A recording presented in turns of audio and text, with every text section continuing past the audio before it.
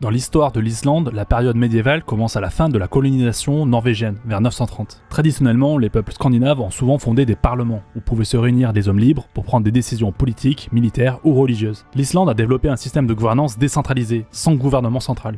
Sur le plan national, l'Alþing constituait à la fois un tribunal et une chambre législative. Mais il n'y avait ni roi, ni pouvoir exécutif central. L'Islande se divisait en nombreux godord, c'est-à-dire des clans ou des alliances dirigés par des chefs de clan appelés godar. Les chefs de clan assuraient la défense et nommaient des juges pour résoudre les conflits entre les membres du godord.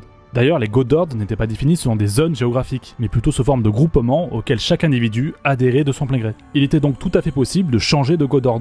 On peut donc voir chaque godord comme une entité juridique privée protégeant les intérêts et les droits des fermiers qui choisissaient de s'y allier. Les godars représentaient le peuple dans le parlement Alþing. Si un citoyen voulait faire appel d'une décision prise par le tribunal de son godord, ou si un conflit surgissait entre différents membres d'un godord, on pouvait faire appel alors au Alþing. Ce système de loi privée était donc basé sur des accords volontaires et une justice sans état monopolistique, où les individus pouvaient choisir d'adhérer à un chef spécifique pour obtenir protection et justice. Le système de gouvernance de l'Alþing a duré 3 siècles et prit fin en 1262. Ainsi, l'Islande médiévale utilisait un système politique décentralisé, avec un système de justice et de protection privée. Selon l'économiste David Friedman, fils de Milton Friedman, la société islandaise aurait été un exemple de société anarcho-capitaliste, en termes de gouvernance et de justice. L'Alþing s'apparente en plus à une chambre de commerce qu'à un corps de législation souverain.